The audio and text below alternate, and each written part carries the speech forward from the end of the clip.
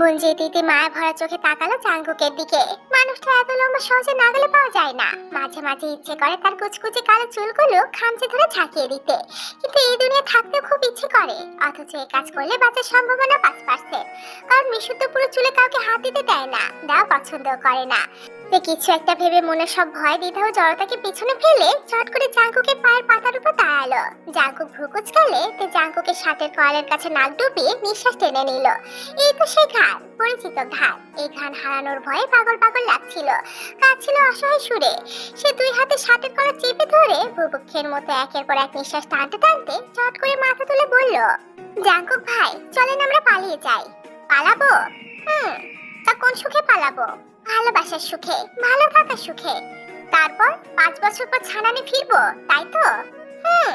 আজ কেবল ভালোবাসার কথা বাড়িতে জানালাম, মায়ের লোকজন মানলো না, আবার বোঝাবো। প্রয়োজনে না মানা অব্দি অপেক্ষা করব। তাই বলে পালিয়ে বিয়ে করে বাসর সেরে বছর না ঘুরতে বাচ্চা কাচ্চা নিয়ে ফেলার কথা ভেবে ফেলবি? তোকে বলেছিলাম ভালোবাসা শিখতে, আর তুই ভালোবাসা শেখার ছলে লাজ লজ্জা গিলে খেয়েছিস। এছাড়া কি আর উপায় আছে আপনি বলুন?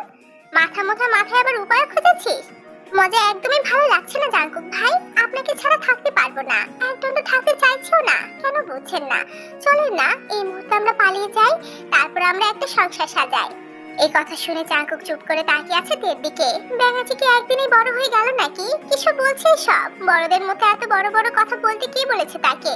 আর কি বললো সংসার করবে? সংসার মানে বোঝে সে? ডিম ভাজতে কি ডিমের যে হাল বানায়?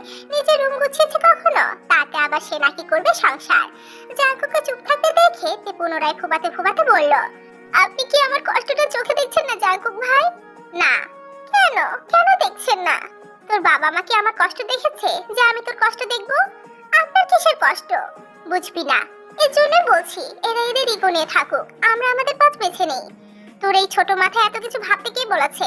আমি আছি না। ঠিক আছে ভাববো না, তবে বেশি দিন দূরেও থাকতে পারবো না, এই বলে দিলাম। ঠিক 1 সপ্তাহের মধ্যে যেন আমার সামনে দেখি। এবার যা। ঠিক 1 সপ্তাহ? বাড়িতে কি সবাইকে বলবেন? আমি তাড়াতাড়ি চলে আসবো। আচ্ছা বলবো। যাবো? মনটা টানছে না। জীবন যিশু খুঁজতে চলে আসবে, তখন আমাকে কথা শুনতে হবে। যাচ্ছি তো, দূরে গেলে কাছে আসতে বলেন, আর কাছে গেলে দূরে সরতে বলেন। আপনি তো আপনার ভালোবাসা খুবই খারাপ জাঙ্কুক ভাই, খুব খারাপ। যা। মুখে যাচ্ছি বললেও তে এক চুলো নড়লো না, না পায়ের উপর থেকে নামলো। ওর অবস্থা বুঝে জাঙ্কুক নিজের থেকে সরালো। কি ভেবে একটু ঝুঁকে দুগালে হাত রেখে মুখটা কিঞ্চিত তুললো। পুরো মুখে চোখ বুলালো তীক্ষ্ণ দৃষ্টিতে। খুব মন দিয়ে দেখলো তে ছোট কপাল, ডাগর ডাগর ফোড়া চোখ, মোচা নাক, খোলা গালা, সর্বনাশের চিকন ঠোঁট জোড়া মৃদু কম্পন। আচ্ছা বোকা রানী কখনো কি জানবে তাকে ঘায়াল করার অস্ত্র তার কাছে লুকায়িত আছে? প্রেমিক পুরুষকে মারতে বলে প্রয়োজন হয় না, প্রিয় নারী কম্পিত ঠোঁটের কম্পনই যথেষ্ট তার সবকিছু এলোমেলো করে দিতে। সে নিজেও জাঙ্কুকের চাহনি বুঝে কিছু বলল না। সেও দেখতে চাইলো জাঙ্কুক কি করে, কিন্তু তাকে হতাশ করে দিয়ে জাঙ্কুক তাকে ছেড়ে দিয়ে চোখের ইশারায় যাওয়ার কথা বলল। সে শুধু ঘাড় কাত করে গুটি গুটি পায়ে গায়ের কাছে এগিয়ে গেল। জাঙ্কুক ভুলেও চোখ তুলে তাকালো না, সেখানে দাঁড়িয়ে মেঝের দিকে শূন্য দৃষ্টিতে তাকিয়ে রইল। সেভাবে কয়েক মিনিট পেরোলে হঠাৎ দেওয়ালের ওপাশ থেকে ইঁদুরের মতো মাথা বের করে তে বলল, কি হলো আসছে না কেন? আপনি না বললেন যাবেন আমাদের সাথে? আমাকে ভুলভাল বোঝানোর পায়তারা, তাই না? আপনি না গেলে আমিও কিন্তু যাবো না। এখনো সে যায়নি দেখে জাঙ্কুক ওকে মারতে এদিক ওদিক তাকিয়ে কিছু খুঁজলো। তার অবস্থা বুঝে তে এবার এক দৌড়ে গাড়ির কাছে গেল।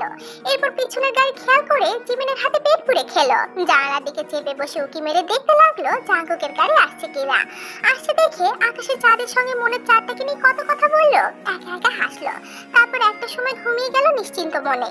জিমিন বোনকে কোলে টেনে নিয়ে মেসেজ করার সাথে সাথে জাঙ্কুকের গাড়িটা থেমে গেল। তারপর কিছুক্ষণ স্থির থেকে গাড়ি ঘুরিয়ে পথ ধরলো জীবন বাড়ির উদ্দেশ্যে।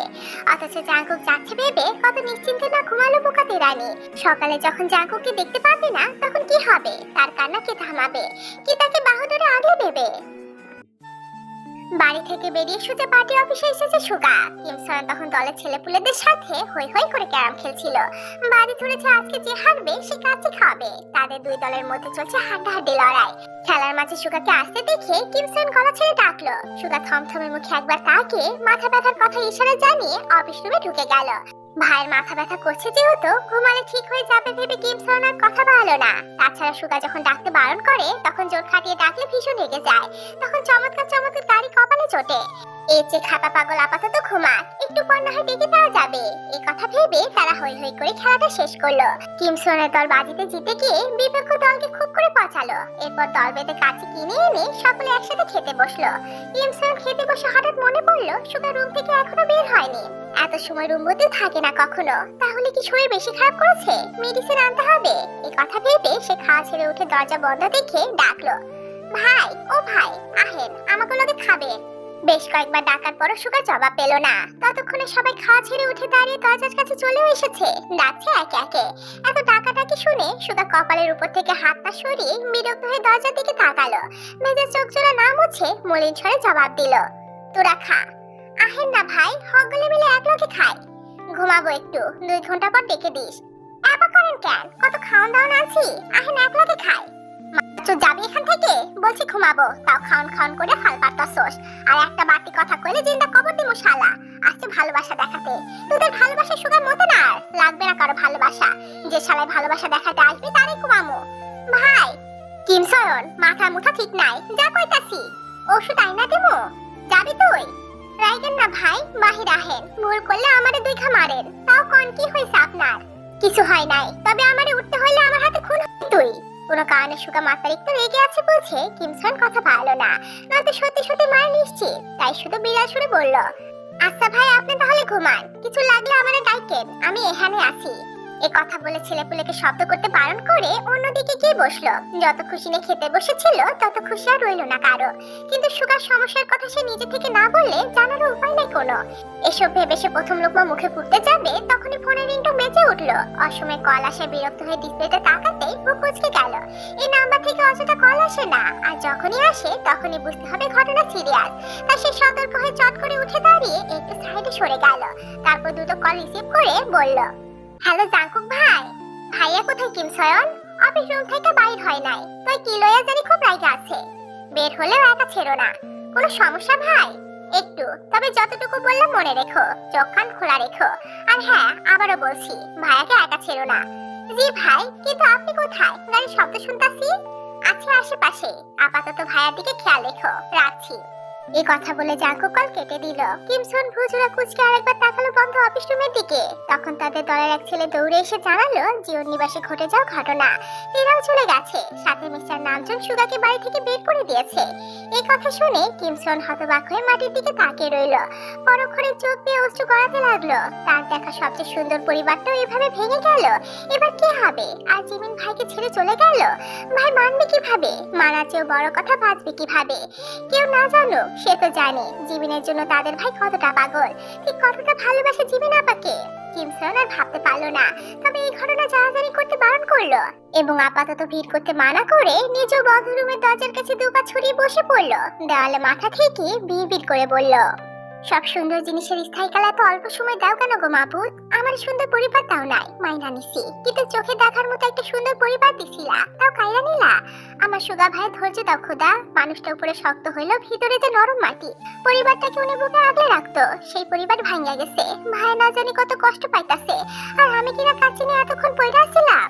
এই কথা ভেবে সে 2 হাতে মুখ ঢেকে অঝরে কাঁদতে লাগলো। তার চোখের পানি 2 হাতের ফাঁক গলে পড়তে লাগলো। এভাবে অনেকক্ষণ কিমসন সেখানে বসে রইল। রাত বাড়ছে দেখে দলের অনেক ছেলেপুলেরা বাড়ি চলে গেল। কেউ থাকতে চাইলে কিমসন ওদের বারণ করে দিল। এভাবে ঘন্টা 3 পার হওয়ার পর সুগা বেরিয়ে এলো। কঠিন মুখে কিমসনের দিকে তাকিয়ে বলল, কাঁদছিস কেন? কে মরেছে তোর? ভাই এত কিছু ঘটতে গেছে আমি তখন বুঝি নাই ভাই। এখন বুঝেছিস? জি ভাই। বুঝে কারবাল ছিলি? এই কথা শুনে কিমসন মাথা নিচু করে নিল। তার চোখ দুটো তখনও ভেজা। ওকে কাঁদতে দেখে সুগা কেবল হাসলো। তারপর কিমসনের কাঁধ জড়িয়ে ধরে সামনে হাঁটতে হাঁটতে বলল, পুরুষ মানুষের এত সহজে হারলে চলে না রে পাগলা। আমাদের বুকটা তৈরি হয়েছে কষ্ট লুফে নেওয়ার জন্যই। পুরুষ হয়ে জন্মেছি, একবার বাপে কষ্ট দিবে, মায়ে কষ্ট দিবে, ভাই বোনেরা আঘাত পাচ্ছি নাকি খোঁচা মেরে দেখবে। যাকে ভালোবাসে তাকে বাদ দেখাও যাবে না, বুঝলি? এতে পাপ হবে, পাপ। এভাবে হাসতে হাসতে সুগা অনেক কথা বলল। বাচাল কিমসন চোখের পানি লুকাতে লুকাতে শুধু শুনে গেল। তারপর তারা হাঁটতে হাঁটতে একসময় অন্ধকারে মিলিয়ে গেল। কোথায় যে গেল আর খুঁজে পাওয়া গেল না। ইরানের রাজধানী তেহরান। সকাল 10:30। নগ্ন শরীরে কোমরের কাছটা পাতলা একটি তোয়ালে রেখে চোখ বন্ধ করে শুয়ে আছে সিয়নহো। লম্বা হাত দুটো দুদিকে মেলে রাখা, তার মাথা ও দু পায়ের কাছে দাঁড়িয়ে চারজন লাস্যময় তরুণী, চারজনই বিদেশি। তরুণীদের উভয়ের হাতে বডি ম্যাসেজ অয়েল। তারা নিজ নিজ ভঙ্গিমায় সিয়নহো শাশুড়ি ম্যাসেজ করছে, কখনো বা দুষ্টু হেসে ছুঁয়ে ছুঁয়ে দিচ্ছে সিয়নহো শরীরের এক এক অংশ। এতে শক্ত পুরুষালী শরীরে নরম হাতের ছোঁয়ায় সিয়নহো যে শুধু ভালো লাগায় কাজ করছে তা নয়, বরং তার দেহখানাও একটু একটু জেগে উঠছে, চাচ্ছে নারী দেহের সংস্পর্শ। কিন্তু শরীর চাইলেও তার মন পড়ে আছে অন্য কিছুতে। তার শরীরের চাও সুন্দরী নারী দেহ হলেও তার মন অন্য গান গাইছে। সে আচমকা বন্ধ চোখ খুলে হাতের কাছে থাকা তরুণীকে হ্যাঁচকা টানে কাছে আনলো, তারপর উল্টো করে নিজে বুকের নিচে পিষে ফেলে একটা কালো ওড়না রাখলো মেয়েটার মুখের উপর। চোখ দুটো খোলা রেখে কপাল আর নাক ঢেকে দিয়ে ভালো করে দেখলো, না মিলছে না। এই চোখ দুটোও নয়, যে চোখ সেদিন রাতে দেখেছিল সেই চোখ দুটো ছিল একেবারে অন্যরকম, অদ্ভুত রকমের সুন্দর ছিল। চোখের ভাষা ছিল ধ্বংস করে দেওয়ার মতো। এমনি এমনি সে চোখের মালিকের নাম দেয়নি অগ্নিকন্যা। এই তরুণীর চোখের সাথে মিলছে না দেখে সিয়নহো খুব বিরক্ত হলো। সে মেয়েটাকে ধাক্কা মেরে নিজের থেকে সরিয়ে তোয়ালে কোমরে পেঁচে উঠে দাঁড়ালো। তার জিম করা পেটানো দেহে তেল চপচপ করছে। এখনই শাওনের প্রয়োজন ভেবে শীত বাজাতে বাজাতে এগুলো সুইমিং পুলের দিকে। সে এক লাফ দিতে জল ছিটকে পড়লো আশেপাশে। পরপর বেশ কয়েকটা ডুব দিয়ে মাথা নাড়াতে চুলের পানি ছিটকে পড়লো আশেপাশে। দম বন্ধ করে পানিতে নিজেকে ডুবিয়ে রাখলো মিনিটের কাঁটা ধরে। রোজকার চর্চা থাকায় খুব একটা কষ্ট হলো না, তবে সে প্রচন্ড অস্থির অন্য কারণে। আগে তার শরীরে ক্ষুধা জাগলে মেয়ে নিয়ে শুয়ে পড়তো, আর এখন শরীর জাগলে মেয়ে আনে ঠিকই, তবে যখনই কাছে যায় কিংবা পার্টনারের চোখে চোখ পড়ে তখনই কিছু একটা মনে পড়ে মুডটাই চলে যায়, যা অতিমাত্রায় অসহ্য। কয়েকদিন যাবত এসব ঘটছে তার সাথে। মনে হয় এসবের কে সেই কন্যা, কেনই বা খোঁজ মিলছে না তার? সামান্য দৃষ্টির বাঁধ ছুড়ে তার মনের সুখ কেড়ে নেওয়ার মানে হয়? শুরুর দিকে মেয়েটাকে খোঁজার জন্য এতটা আগ্রহ দেখায়নি, তবে আজকাল মনে হচ্ছে মাফিয়াগিরি ছেড়ে সেই মেয়েটার সন্ধানে বের হতে হবে। এসব ভাবতে ভাবতে সাঁতার কাটতে লাগলো সে। ঠোঁটে ফিচেল হাসি, মনে দুষ্ট ভাবনা, মেয়েটা যদি বেঁচে থাকে মুখোমুখি হবে সে। আর যখন তাকে পাবে একদম তো শান্তি দেবে না, না শারীরিক ভাবে আর না মানসিক ভাবে। তাকে এত প্যারা দেওয়ার সুদ হারে হারে তুলবে। সিয়নহো যখন এসব ভাবনায় মশগুল, তখন তার সহকারী সংকান দৌড়ে এলো সুইমিং পুলের কাছে। হাঁপাতে হাঁপাতে এসে ঝরঝরে ইংলিশে বলল, স্যার এখনই আমাদের বাংলাদেশে ফেরা উচিত। সহকারী সংকানের কথা শুনে সিয়নহো ঘাড় ঘুরিয়ে একবার তাকে পুরোটা সাঁতার কাটতে লাগলো। সংকান নিজেও বুঝলো সিয়নহো সিরিয়াস ভাবে নিচ্ছে না তার কথা, তাই পুনরায় আমতা আমতা করে বলল, জীবন জাঙ্কুকের ভাই জীবন সুগা আমাদের দ্বারা কাল হামলা করেছিল। মুখোশ পরে হামলা চালানোর প্রথমে কেউ চিনতে পারেনি, পরে জানা গেছে সে সুগা ছিল। সিয়নহোর হাত পা ততক্ষণে থেমে গেছে। সে তীরে এসে ভেজা চুল ব্যাকপাশ করতে করতে শীতল কণ্ঠে বলল, হঠাৎ আমাকে সুরসুরি দিল কেন শালাই? যতটুকু জেনেছি তাতে মনে হচ্ছে জীবন নিবাসী দুটো সিসি ক্যামেরা লাগিয়েছিলেন, সেটার কথা জেনে গেছে। বড় কথা হলো ক্যামেরা সবার প্রথমে নজরে পড়েছিল ওই বাড়ি ছোট গিন্নির। অবাক করা ব্যাপার, উনি এই কথা কাউকে না জেনে দুই মেয়ে নিয়ে বাড়ি ছেড়ে চলে গেছে। তারা যাচ্ছে সেনা হাউসে। ওয়াইসি এবার দেখি ফিরতে হবে। আটকির পোলা পাননি আর পারা গেল না। এরা দুই ভাই আমার পিছনে সুসুই না দিলে বোধহয় শান্তি পায় না। জিওদের ছোট কন্যাকে যে মধু দিয়ে কত শখ করে খেতে চাইলাম, আবার আমার মুখের খাবার কেড়ে নিল পোলা পান। এবার ফুলটাকে সেনা হাউস থেকে তোলা রিস্কি হয়ে যাবে। কেন স্যার? কারণ সেনা হাউসে প্রতিটা গেটে বন্দুক হাতে তোমার বাপরা দাঁড়িয়ে থাকে। তোমার বাপদের টপকে মেয়ে তোলা কি এত সোজা ভেবেছ? Sorry sir. যাই হোক, গেট রেডি করো, লাঞ্চ সেরে বের হবো। জি স্যার। এই কথা বলে সংখ্যান দ্রুত পায়ে প্রস্থান করলো। সিয়নহো জুসের গ্লাসে ছোট ছোটে গিয়েও হঠাৎ থেমে গেল। হাতের কাছে ওর আরেকটা শুকনো তোয়ালের নিচে থাকা পিস্তল নিয়ে শুট করলো বডি মেসেজ করা এক তরুণীর দিকে। নিখুঁত নিশানায় তরুণীর কপাল ফুটো হয়ে বুলেট লাগলো পাশে দেওয়ালে। টুম করে শব্দ করে সেটা ছিটকে পড়লো আশেপাশে। মেয়েটার সাথে সাথে মেঝেতে ধপ করে পড়লো, আর তখনই ছিটকে পড়লো একটি ক্যামেরা, যেটাতে এতক্ষণ সিয়নহোর গতিবিধি রেকর্ড হচ্ছিল এবং সেটা বাংলাদেশে কেউ নিখুঁতভাবে দেখছিল এবং নোট করছিল। কিন্তু ধরা পড়ে সাইলেন্সার লাগানো পিস্তলের মাত্র একটা বুলেটে মেয়েটার প্রাণ কেড়ে নিল। মেয়েটি খোলা চোখে অদূরে দাঁড়ানো সিয়নহোর দিকে তাকিয়ে থাকা অবস্থায় শেষ নিঃশ্বাস ত্যাগ করলো। এদিকে মেয়েটিকে ধরা পড়তে দেখে জাঙ্কুক বাংলাদেশে বসে শান্ত চোখে তাকিয়ে শুধু দেখে গেল। পরের দিন সকাল 8:30। থম মেটে বসে আছে তার রুমের সঙ্গে লাগানো বেলকনিতে। চোখ জোড়া অশ্রুতে টইটুম্বুর, নীরব কান্না গাল জোড়া ভিজে আছে। হাতের উল্টো পিঠ দিয়ে চোখ মুছতে না মুছতেই পরক্ষণে কাল ভিজে একাকার। হেঁচকে উঠছে ক্ষণে ক্ষণে। গতকাল রাতে গাড়িতে খাওয়ার পর কি মরক ঘুম দিয়েছিল, একবারও সজা খায়নি। সারা রাত বেহুশের মতো পড়ে পড়ে ঘুমিয়েছে। সকালে সেনা হাউসে প্রবেশের পর নাকি জাঙ্কুক পুনরায় ফিরে গেছে। ইস, মানুষটা সারা রাত কষ্ট করে এলো, অথচ একবার হাসি মুখে বিদায় জানাতেও পারলো না। আবার কবে দেখা পাবে ঠিক নেই, তারা কবে ফিরবে তাও জানে না। এতদিন সে কিভাবে থাকবে মানুষটাকে না দেখে? ফোনে দেখে কি মন ভরে, না ছুতে পারে? এভাবে কি থাকা যায়? এমন তো না যে চুপ চুপ করে দেখা করতে আসতে পারবে। এসব ভেবে তার কান্না দ্বিগুণ বাড়লো। জিমিন ফ্রেশ হয়ে কান্নারত বোনের কাছে এসে বলল, ফ্রেশ হয়ে খাবি চল। জাঙ্কুক ভাইকে যাওয়ার সময় আমাকে ডেকেছিল? না, আমি ডাকতে বারণ করেছিলাম। কেন বারণ করেছিলি? এখন আমার কষ্ট হচ্ছে না? তোকে বলেছিলাম এত পন্ডতি করতে। না জানি কত কষ্ট পেয়ে ফিরে গেছে মানুষটা। বুঝদার মানুষ কষ্ট পাবে কেন শুধু শুধু? বাবা মায়ের ভালো মেয়ের অভিনয় তো ভালো করলি আপু। মেয়ে হিসেবে তো সর্বসেরা হলেও প্রেমিকা হিসেবে খুব জঘন্য, তা কি জানিস? জানি। তোর কষ্ট হচ্ছে না সুগা ভাইয়ের জন্য? না। তুই আসলেই পাষাণ। তুই জানিস ভাইয়া তোকে ছাড়া থাকতে পারে না, তবুও কেন তো কষ্ট দিলি ভাইয়াকে? ভাইয়া কত বড় মুখ করে বলল তুই ভাইয়ার হাত কখনো ছাড়বি না, অথচ তুই কিনা সবার আগে ভাইয়ার হাত ছেড়ে দিলি। বাবা মায়ের ভালো মেয়ে হওয়ার লোক সামলাতে পারলি না। জিমিন বোনের কথা শুনে এক দৃষ্টিতে তাকিয়ে রইল, তারপর হঠাৎ বলল, ধর এখন খবর পেলি তুই জাঙ্কুকে কেউ গুলি করেছে কিংবা রাস্তায় পিষে দিয়েছে, কেমন লাগবে তোর? আপু! সে এত জোরে চিৎকার করে আপু বলেছে যেন তার গলারব ছিঁড়ে যাওয়ার উপক্রম। সে অগ্নি দৃষ্টিতে তাকিয়ে আছে জিমিনের দিকে। সামান্য কথাতে বোনকে এভাবে রেখে যেতে দেখে জিমিন শুধু হাসলো। তারপর চলে যাওয়ার জন্য পা বাড়াতেই তে বজ্র কঠিন স্বরে বলল, সামনে পরিস্থিতি কেমন হবে জানি না, তবে আমি তো ওয়াদা করে বলছি জাঙ্কুক ভাই যদি কখনো আমার দিকে হাত বাড়িয়ে ডাকে আমি তাকে ফিরিয়ে দেব না। আমার কাছে একদিকে তোরা আর একদিকে আমার জাঙ্কুক ভাই। আমি তোর মতো করে আমার প্রিয় মানুষের বুকে ছুরি চালিয়ে ভালো মেয়ে হতে পারবো না। বাবা মায়ের ভালো মেয়ে হতে গিয়ে তার ভালোবাসার দিকে আঙ্গুল উঠাতে পারবো না। আর এই মুহূর্তে যা উচ্চারণ করলে ভুলে আর করিস না আপু, তাহলে আমি ভুলে যাব তুই আমার আপন বড় বোন। যে মানুষটা বর্তমানে আমার মোনাজাতে স্থায়ীভাবে জায়গা দখল করেছে, তার মৃত্যুর কথা কল্পনা করতে পারি না আমি। মৃত্যুর কথা বললেই কেউ মরে যায় না বোন? না মরুক, তবুও তুই বলবি না আমার জাঙ্কুক ভাই আমার সুগা ভাইকে নিয়ে তুই কোনো কথা বলবি না। তোর থেকে আমি একটা কথা শুনতে চাই না। তুই সেলফিশ, তুই খারাপ, খুব খারাপ। এই কথা বলেতে কাঁদতে কাঁদতে রুমে চলে গেল। বোনের যাওয়ার দিকে তাকিয়ে জিমিন কেবল হাসলো। বাবা আর্মিতে কর্মরত হলেও কখনো সেনানিবাসে আসেনি তারা। ফোনে যতটুকু দেখেছে সেইটুকুই, তবে আর সচক্ষে ভিতরের পরিবেশ দেখে মন প্রাণ যেন জুড়িয়ে যাচ্ছে। চারপাশটা ছিমছাম পরিষ্কার পরিচ্ছন্ন।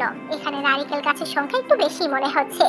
জিমিনের এইসব জায়গা খুব বেশি পছন্দ। সে একা একা দাঁড়িয়ে কিছুক্ষণ আশেপাশে দেখে আকাশের দিকে তাকালো। তারপর আকাশের বুকে উড়ে যাওয়া একটি পাখির দিকে তাকিয়ে বিড়বিড় করে বলল, পৃথিবীতে হাজারটা মিথ্যে কথার মাঝে একটি মিথ্যে কথা হলো তোমাকে ছাড়া আমি বাঁচবো না। আসলে কেউ কারোর জন্য মরে না, মরণ এতটাও সোজা না। তুমিও ভাবতে তোমার জিমিনকে ছাড়া বাঁচবে না, শাসাবকে মারা যাবে। কিছুদিন যাক দেখবে তুমি আমাকে ছাড়া থাকতে অভ্যস্ত হয়ে গেছো। ভালো থেকো প্রিয়, আমাকে ছাড়াই ভালো থাকতে শেখো। এই কথা বলে জিমিন স্থান ত্যাগ করলো। তারপর থেকে এত ডেকেও রুমের দরজা খোলাতে পারলো না। আর না মেয়েটা সারাদিনে কিছুটি মুখে দিল। মিস্টার বোকামা ব্যর্থ হয়ে মনের মুখে চলে গেলেন। এখানে যদি স্বয়ং মিস্টার নামজুন হতেন তাহলে মেয়েটাকে দুবার ডাকতে হতো না। শুধু মিস্টার নামজুন যদি দরজায় কড়া নেড়ে বলতেন, মা আমার টিয়ামা কই, খাবো তো, এসো মা, ব্যাস তাতে কাজ হয়ে যেত। আর হবে নাই বা কেন? বাবাকে কাছে না পেয়ে মিস্টার নামজুনের আঙ্গুল ধরে হাঁটতে শিখেছে। ওনার হাতে খেয়েছে, ওনার বুকে কত রাত ঘুমিয়েছে। মায়া টান জিনিসগুলো অদ্ভুত রকমের। যখন সবাই ব্যর্থ হলো তখনই মিস্টার বুকামের কাছে কল এলো। বড় ভাইয়ের নাম্বার দেখে মিস্টার বুকামের বুক কেঁপে উঠলো। তবু কল রিসিভ করতেই ভেসে উঠলো বড় ভাইয়ের মুখ।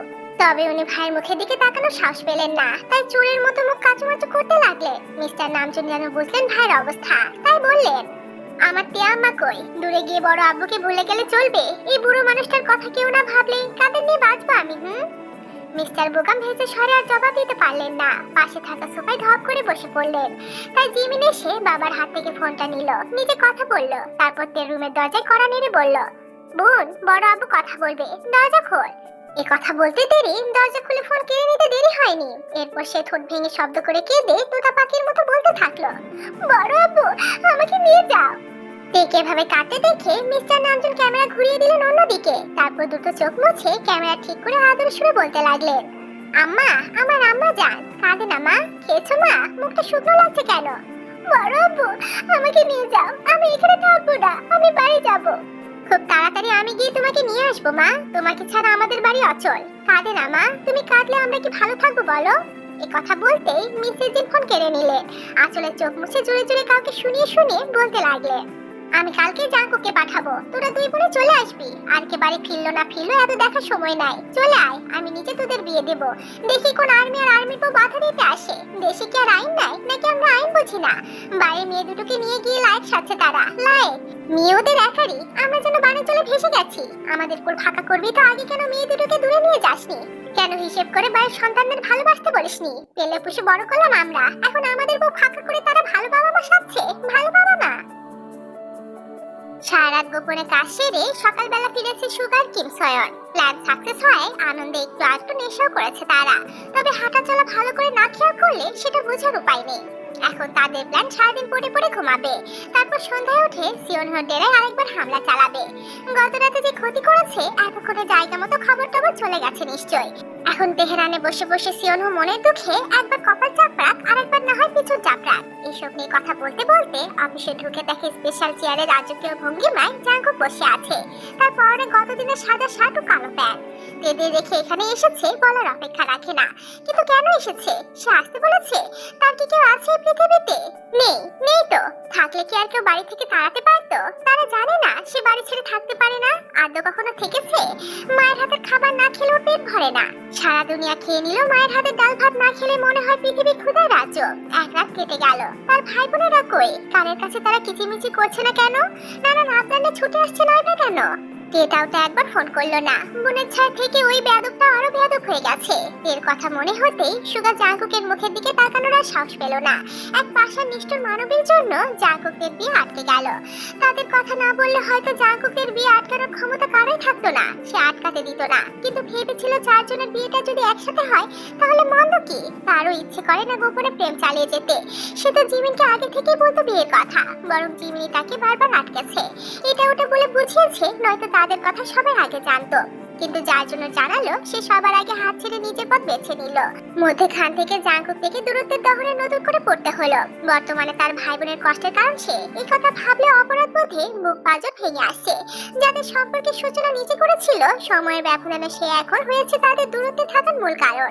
এটা কি কষ্ট নয়? মনে মনে এই কথা ভেবে সে এক নজর ভাইকে দেখে মুখ ঘুরিয়ে নিল। জাঙ্কুক দেখলো, বুঝলো ভাইয়ের মনের কথা। কেন জানি তার ঠোঁটের কোণে এক টুকরো হাসি ফুটে উঠলো। তারপর কিছুক্ষণ নীরব থেকে বলল, বাড়ি ফিরতে ইচ্ছে করছে না তাই এখানে এলাম। ততক্ষণে সুগা হাত পা ছড়িয়ে মেঝেতে শুয়ে পড়েছে, মাথাটা টলছে, শরীরটা যেন ভাত ছেড়ে দিতে পারলে বাঁচে।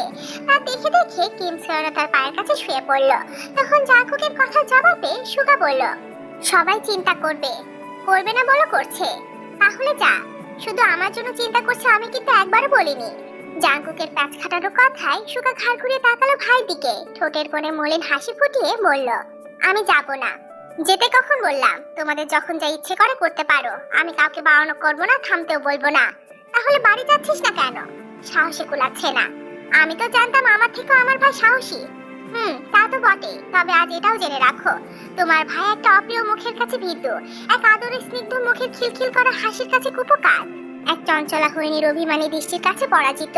ঘুরে ফিরে শুধু ওই একটা জায়গায় আটকে যায়, আর তাকে হারানোর ভয়ে নীরব যন্ত্রণায় প্রতিনিয়ত কুকড়ে থাকি। আর রইল বাড়ি ফেরার কথা, আসলে বাড়ি ফিরতে ইচ্ছে করছে না।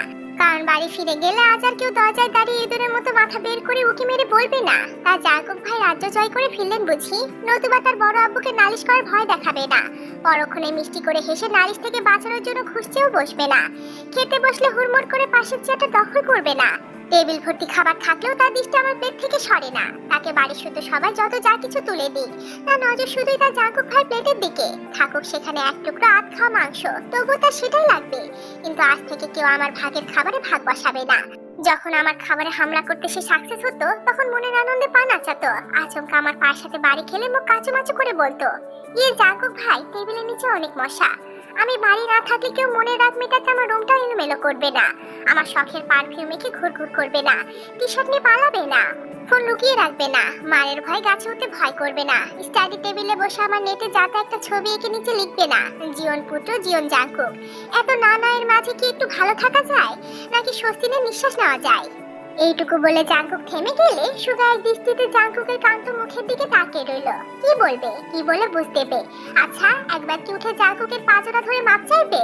তার ভুল সিদ্ধান্তের জন্যই তো এখন ভাই কষ্ট পাচ্ছে। তাতে ছোট ভাইটার বুকের ভাঙন কি কমবে? থামবে ওর বুকের ঝড়? শত চেষ্টা করেও সুগা একটা শব্দ উচ্চারণ করতে পারলো না। আজকাল কি যখন তখন কথা বলার শক্তিও হারিয়ে ফেলেছে সে। কই, আগে তো এমন হতো না। তবে কি নতুন রোগে ধরেছে তাকে? এদিকে দুই ভাইয়ের অবস্থা দেখে নীরবে ঝরঝর করে কেঁদে যাচ্ছে বেচারা কিম সয়ন। সে মানতে পারছে না এদের অবস্থা। ভালোবাসা দুটো মানুষকে ভেঙে চুরে শেষ করে দিচ্ছে। ভালোবাসার এত শক্তি, এত দহন! কোন টানে মানুষ শুধু শুধু আরেকজনকে ভালোবাসতে যায়? কি বা আছে ওই ভালোবাসায়? বেশ কিছুক্ষণ নীরবতা কেটে গেল, কেউ একটু শব্দ করলো না। তবে জাঙ্কুক হঠাৎ উঠে দাঁড়িয়ে সুগাকে বলল, ভাইয়া চলো। আমি যাব না ভাই, তুই ফিরে যা। ফ্ল্যাট নিয়েছি, তুমি আর কিম সয়ন আজ থেকে সেখানেই থাকবে। রাত বিরাতে এখানে থাকা রিস্কি হয়ে যাবে। তাছাড়া আম্মুরা যখন তখন এখানে আসতে পারবে না, ফ্ল্যাটে থাকলে তারাও আসতে পারবে। ইয়ঞ্জন সোবিন কি তোমাকে না জ্বালিয়ে বাড়িতে বসে থাকবে? রাস্তা পার করে এখানে আসতে আবার অ্যাক্সিডেন্ট ঘটাবে। মূল কথা হলো তোমার বোন আমার কথা বলার শক্তিটুকু কেড়ে নিয়ে গেছে।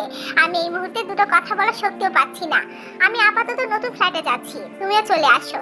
আর হ্যাঁ, গতকাল থেকে না খাওয়ায় ক্ষুধাও লেগেছে। আসার সময় খাবার নিয়ে এসো। খেয়ে দিয়ে না হয় না হওয়া বউকে নিয়ে শোক পালন করবো।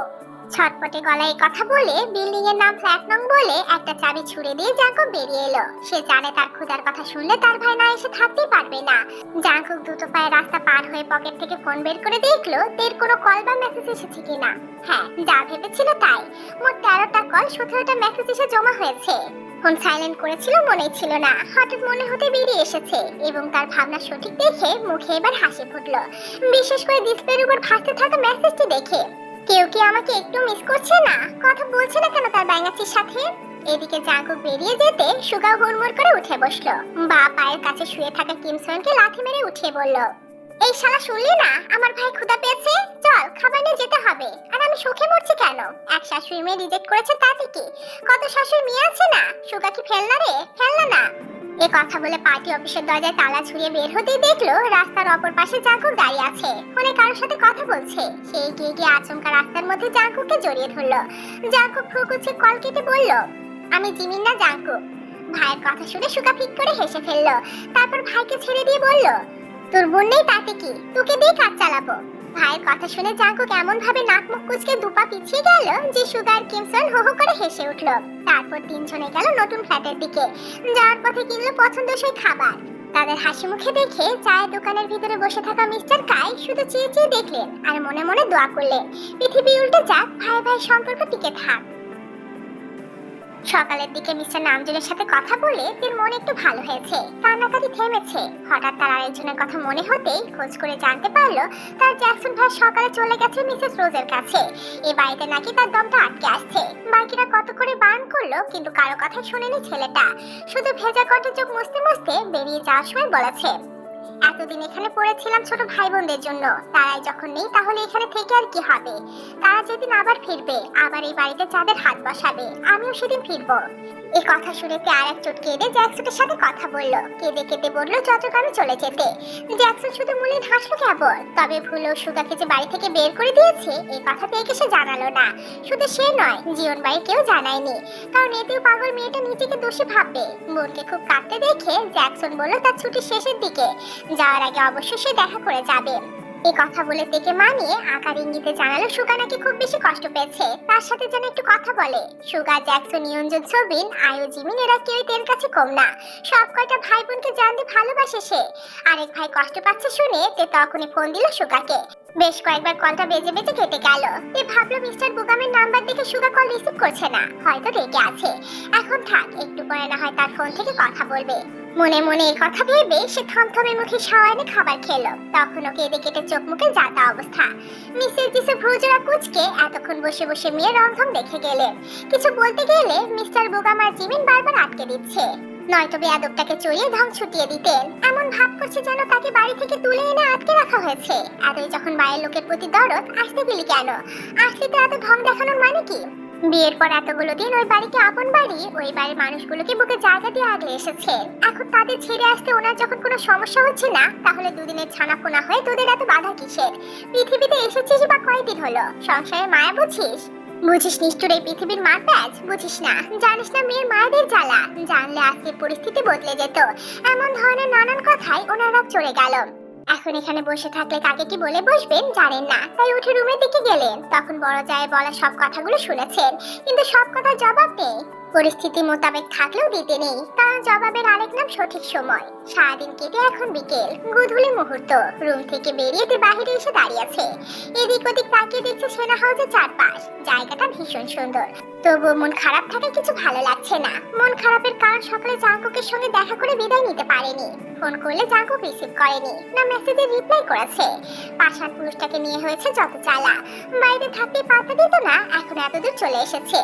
হাঁটতে হাঁটতে একটু এগিয়ে গেল। দেরি করে গোসল করায় চুলগুলো এখনো ভেজা, তাই লম্বা চুলগুলো ছেড়ে রাখা। ছাড়া চুলগুলো মৃদুভাবে উঠছে বিকেলে স্নিগ্ধ বাতাসে। পরনে সাদা ও কালো মিশেলে নতুন থ্রি পিস, ওড়নাটা যেন অবাধ্য। হঠাৎ তার নজর গেল সিঁড়ি বাঁধা পুকুরের দিকে। পুকুরে ফুটে আছে অনেক লাল শাপলা।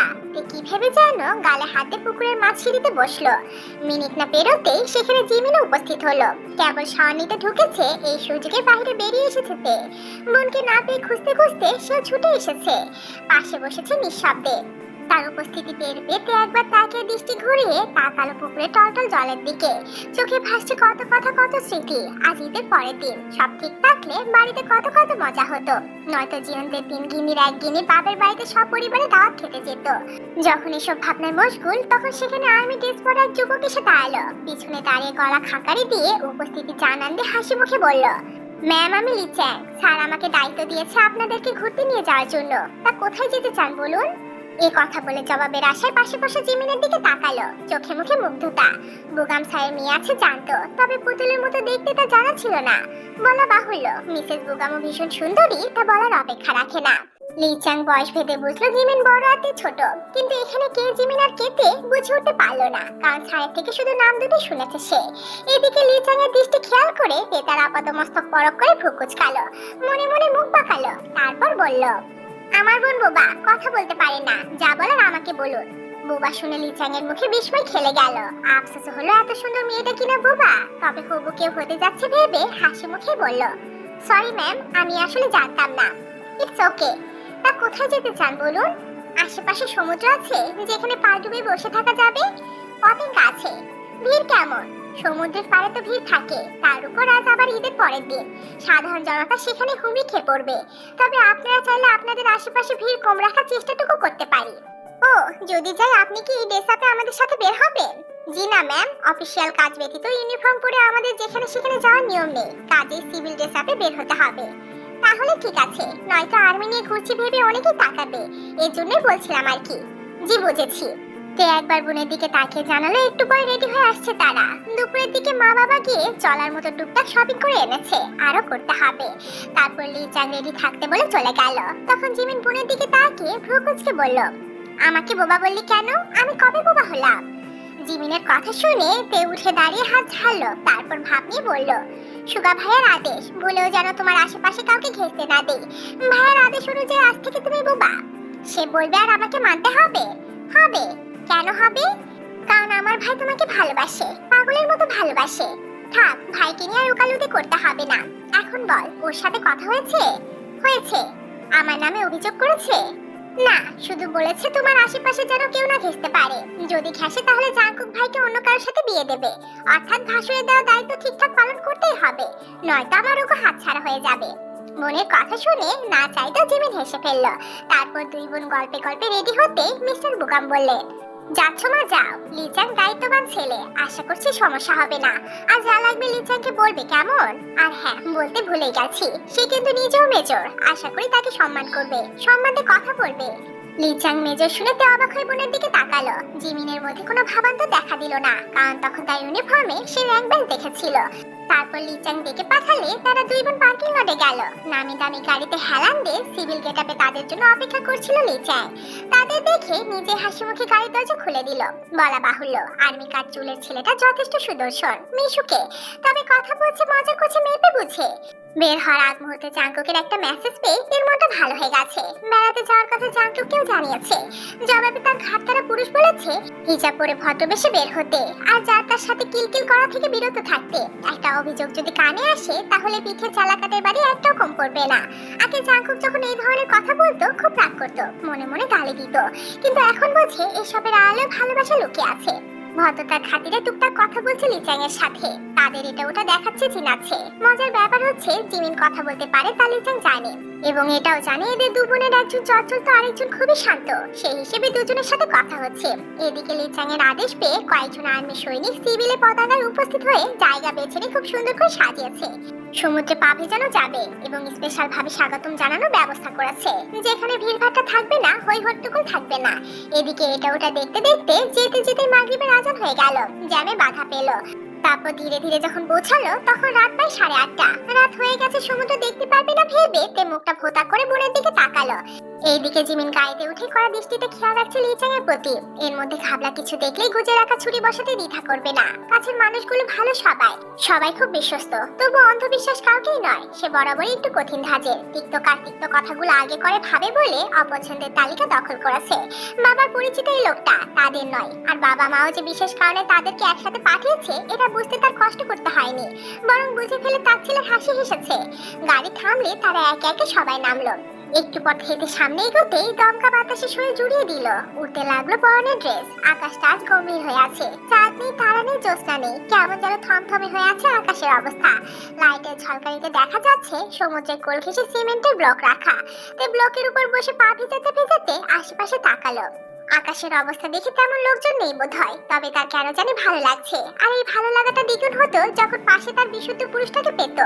আবার জাঙ্কুকে মনে পড়ায় সে মনে মনে বলল, শুনছো হে সমুদ্র, আজকে আমি একা পা ভেজালাম, খুব তাড়াতাড়ি আমার বিশুদ্ধ পুরুষটাকেও নিয়ে আসবো। তোমার সঙ্গে তার পরিচয় করিয়ে দেব। প্রথমে খ্যাচ খ্যাচ করলেও পরে দেখবে আমার পুরুষটা খুব উদার মনে।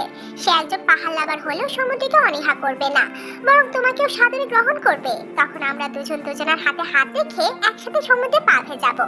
অতঃপর সেখানে অনেকক্ষণ সময় কাটালো তারা। ঘুরে দেখলো পতেঙ্গার দোকানগুলো থেকে কেনাকাটা করে গাড়িতে উঠতেই ঝমঝমে বৃষ্টি নামলো।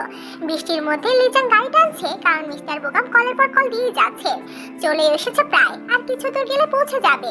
কিন্তু মেঘের গর্জন শুনে অন্তরাত্মা কেঁপে উঠলো, এবং এত জোরে জোরে মেঘ ডাকছে যে ভয়ে বোনকে আঁকড়ে ধরে বসে আছে।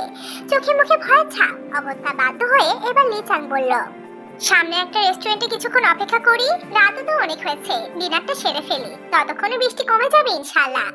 অবস্থা দেখে সম্মতি দিতেই একটা 5 তারকার রেস্টুরেন্টে তাদের গাড়ি এসে থামলো। মির্জাপুরে তারা রেস্টুরেন্টে প্রবেশ করলো। তিনজনে বসলো কর্নারে থাকা একটা টেবিলে। জিমি নোনা দিয়ে বোনের মাথা মুখ গা মুছে দিল। লিচাং নিজেও রুমাল দিয়ে মাথা মুছতে মুছতে শুধু দেখে গেল, মনে মনে বেশ করে হাসলো। তারপর খাবার অর্ডার করলে খাবার আসলো খুব তাড়াতাড়ি।